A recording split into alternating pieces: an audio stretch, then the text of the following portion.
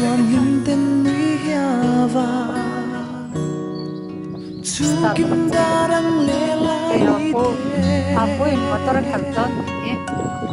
Tham đầu si lời mít khá ăn At cham rinh si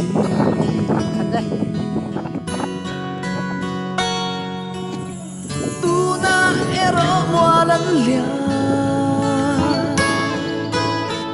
Dua pa tên lâu sinh ngân dòng Tor thiam a vẫn har em I thai I shay chơi tên Cần ngài em chê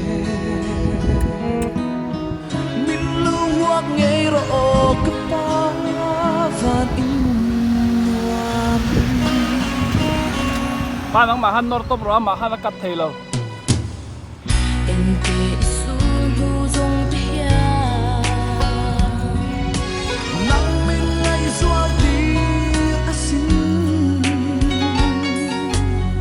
Thầy chẳng sẽ ang yêu nga Vang khoa lối in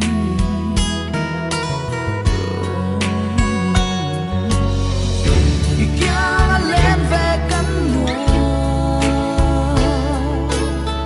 Hình tình lom lại bỏ ta nhìn Lại khua căn var mây tu ra Thái shay rồi tình Cần ngài hết xì Min lâu hoa nghe rô cơ ba Và in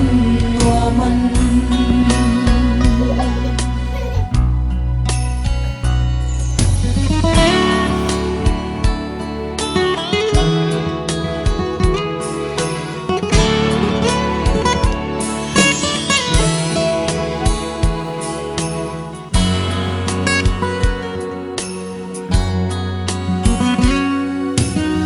Xin chuyện cô rôn bộ ar dài tình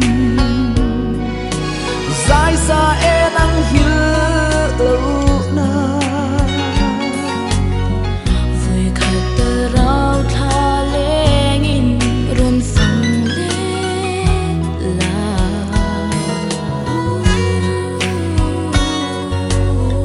Dua ba isun ngai hian e Cần chỉ mít tuy à phơ Mình hằng đón về chỉ mô Thì thái shay rồi tình Cần ngài chê Min lâu hoa nghe rô cơ ba Và in hoa mân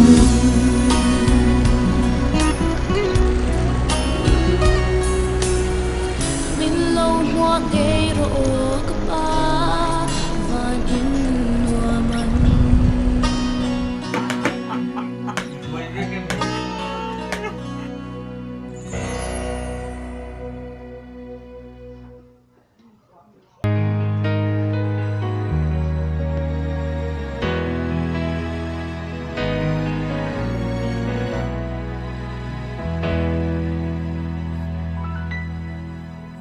Suy lung roa là căn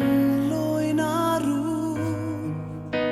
Phản trang ni dòng tê hian Cả gió ba ngày ở gió